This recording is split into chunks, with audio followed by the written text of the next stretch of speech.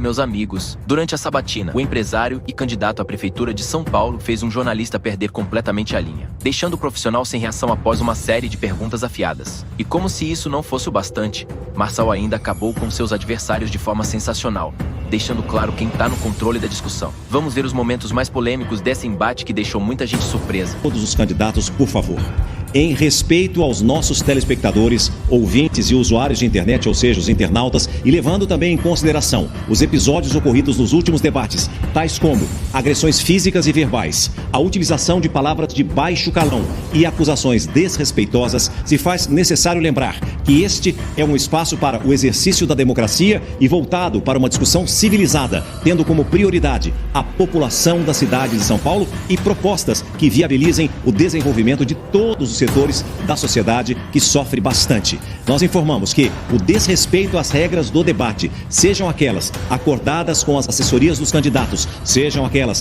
que tratam do respeito nas relações e da boa convivência, não será tolerado e que, no caso de descumprimento das regras, o candidato infrator será advertido, poderá ter o tempo de fala suspenso e, em caso de uma situação extrema, até ser convidado a se retirar. E, caso a continuidade do debate de forma civilizada se torne inviável, o SBT e os demais organizadores, SBT News, Terra e Rádio Nova Brasil, em respeito aos seus telespectadores e ouvintes, poderão tomar a decisão de interromper a sua transmissão e de forma definitiva, o que eu espero que isso não aconteça.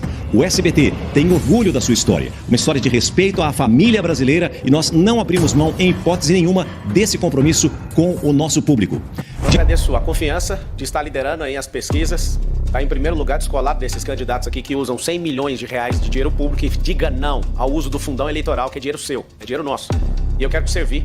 Esse aqui é um anel que eu estou carregando. Esse anel você vai entregar para um de nós, no dia 6 de outubro. Se você colocar esse anel no meu dedo, eu vou ser o maior servo dessa cidade. E essa cidade vai ter um governo histórico, focado nas crianças, nos mais pobres e nas mulheres.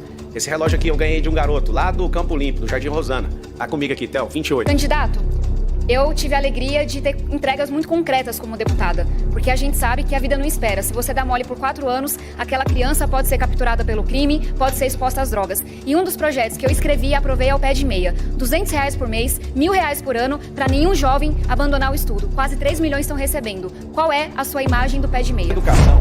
Nós vamos propor 5 coisas que vai revolucionar a educação da cidade de São Paulo. A primeira delas é transformar a educação, a Escola Pública de São Paulo, na Escola Olímpica. O que é isso? São mais de 60 modalidades onde o esporte molda caráter e seu filho vai ter uma ocupação e nós vamos investir nele nas competições. Segundo, educação financeira. Na Europa, mais de 70% das pessoas investem na Bolsa. Nos Estados Unidos, mais de 50% investem na Bolsa e no Brasil é 2,8%. Seu filho vai aprender isso, inclusive o presidente Lula disse que quem ganha mais de R$4.000 não vota mais no PT. Então eu tenho um alvo de fazer você prosperar para a gente encerrar esse ciclo monstruoso do PT sobre o Brasil. Terceiro, as profissões do futuro. Quarto, tecnologia. E a gente vai ensinar seu filho a empresarização. Acho que o Pé de Meia, parabéns por você ter dado o pontapé inicial disso e ao governo federal, né, que banca isso. E o que a gente precisa na cidade de São Paulo é criar essa revolução não só nas escolas, mas a educação também vai ser continuada nas empresas. Os 2 milhões de CNPJs da cidade de São Paulo terão braços de ensino onde a gente vai ensinar essas mesmas coisas para revolucionar a mentalidade do povo paulistano. Então é a hora de prosperar. O número é 28. E obrigado por estar em primeira aí nas pesquisas, Veritá. É uma honra. Um recado para você que é apoiador de Pablo Marçal. Saiba que agora você pode ganhar dinheiro enquanto apoia a sua campanha.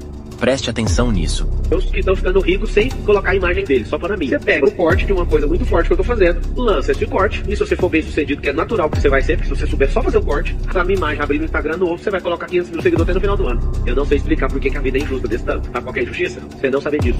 Então você pode criar negócios, e esses negócios vão te dar relevância, eu tô dentro da página, aí você consegue colocar coisas lá, fazer parceria com a página, porque você tem... Ele propõe que, ao editar e compartilhar cortes de seus vídeos, você pode ganhar entre R$2 a R$10.000 por mês. Interessado? Acesse o link fixado nos comentários deste vídeo e descubra como participar. O Marçal é como o jogo do tigrinho. Promessas fáceis que podem até atrair quem tá desiludido, mas que lascam com a vida da maioria das pessoas. Quanta gente que não fez os cursos dele, em que ele promete tudo isso, que agora o processam. O que ele fez na Angola é de partir o coração. Os processos que ele responde, os golpes que ele deu na quadrilha. Por isso que é importante a gente conhecer a história das pessoas. O que eu farei aqui em São Paulo é expandir o Pé de Meia para que comece no 9º ano, pra gente não perder nenhum jovem para as drogas ocultas. para o crime, é ter intercâmbio. Uma das maiores referências do nosso PSB é Eduardo Campos, e foi ele que fez isso lá em Pernambuco. Um jovem por escola fazer intercâmbio para abrir a mente, para virar referência, para a gente ter referência na educação, na cultura. É escola em tempo integral. O que é isso? É ser um menino poder ficar na escola o dia todo. Robótica, teatro,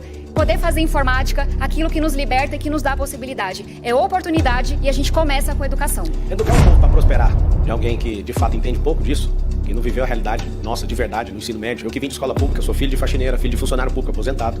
Realmente prosperei de forma honesta. Quero dar os parabéns aqui para a Tabata, que ela começou a baixar o nível do debate. E aproveitando essa oportunidade, eu quero pedir perdão para todo eleitor paulistano, que a minha tentativa até o último debate, a campanha começa para valer agora, foi expor o caráter de cada um. De alguém que precisa de internação psiquiátrica, de outro que tem um perfil ditatorial, de alguém que tem boletim de ocorrência em relação à violência doméstica, de alguém que demonstra... Você viu, não adianta ouvir propostas de 10 candidatos, sendo que eles não são viáveis emocionalmente, espiritualmente, fisicamente. Eu acredito que a educação vai mudar absurdamente essa cidade. Isso vai ser não só na escola, mas também em todas as empresas dessa cidade. Só para vocês perceberem que em todos os debates eu nunca fui o palhaço, eu sempre respondi aos palhaços. E a Tabata, que parece a moça mais comportada de todas, ela acabou de ceder esse espaço. A grande verdade é que alguém escrever sua proposta ou chamar um marqueteiro para fazer você ficar parecendo um Lulinha, Paz e Amor não vai convencer ninguém. As pessoas querem saber a sua pior versão e a sua melhor. A minha pior eu já mostrei nos debates. A partir de agora você vai ver alguém que tem postura de governante, que de fato gerou riqueza, que gerou mais empregos, que de fato é o único candidato que pode tirar você dessa miséria, que você, ao tomar uma decisão no dia da vingança, que é dia 6 de outubro, você vai apertar o número 28, porque é o único aqui que tem uma única chance de tirar você dessa miserabilidade. A cidade ela tá travada como se fosse alguém que não tem sangue fluindo nas suas veias. A gente não conseguiu, como povo, terminar o Rodoanel Norte de 44 quilômetros. A gente não consegue fazer coisas simples de virar à direita no giro de quadra com o sinal vermelho, isso aumentaria 16% o fluxo na cidade. A gente não tem nenhum candidato aqui com ideia inovadora sobre resolver, a não ser o 28. Eu quero saber de você, Marina, qual a ideia inovadora para a mobilidade? Obrigada pela pergunta, Pablo. A primeira ideia inovadora, gente, é não botar na esquerda que ao invés de financiar, por exemplo, metrô e transporte público aqui na cidade de São Paulo, para você que tanto precisa, preferiu financiar metrô lá na Venezuela. Que ao invés de investir aqui no nosso país para cuidar da nossa população, preferiu fazer isso em Cuba. Esse é o primeiro ponto. O que me trouxe, Marçal, aqui para a política foi o que eu vi lá em Brasília. Eu fui convidada para o Ministério da Economia para cuidar das empresas estatais. E o que a gente fez ali foi uma limpa. A gente tirou toda a ineficiência e todos os escândalos de corrupção. Como, gente? Acabando com os parasitas, acabando com as mamatas, acabando com os esquemas. Agora você vê só, a gente trabalha metade do ano para pagar imposto. E o nosso dinheiro está indo o quê? Ao invés de ir para prender bandido, para prender traficante, a gente está aí com 40 mil pessoas na saidinha agora no estado de São Paulo. Então tenham cuidado. Agora, ao invés disso não, a gente financia o judiciário mais caro do mundo, que põe na rua corruptos, que põe na rua bandidos, que põe na rua aqueles criminosos que a polícia prende. Então, em primeiro lugar... Soluções para a mobilidade da cidade de São Paulo. Geração de 2 milhões de empregos nas periferias, criando um cinturão de 120 quilômetros. Esse cinturão vai ser um amortecedor de fluxo das 38 cidades que compõem a região metropolitana da cidade de São Paulo. Nós vamos criar via expressa controlada por câmeras inteligentes. 2 ou mais pessoas dentro do carro vai poder trafegar à esquerda nas marginais. Nós vamos criar os bolsões de estacionamento nas 10 rodovias que entram na cidade de São Paulo, porque mais de 350 mil carros vêm de outras cidades e entram com 1 ou 2 pessoas, trazendo essa lentidão no trânsito, essa poluição. Nós vamos fazer o gira-quadra, que é igual acontece nos Estados Unidos. Não vai ter nenhum aumento em infraestrutura, mas você vai tratar o sinal vermelho quando não estiver passando ninguém como pare. Já funciona há décadas nos Estados Unidos. Nós vamos eletrificar a frota. Essa eletrificação depende do governo do estado e liberar a isenção de IPVA, como no Distrito Federal, para que a gente possa ter um movimento em eletrificar essa frota.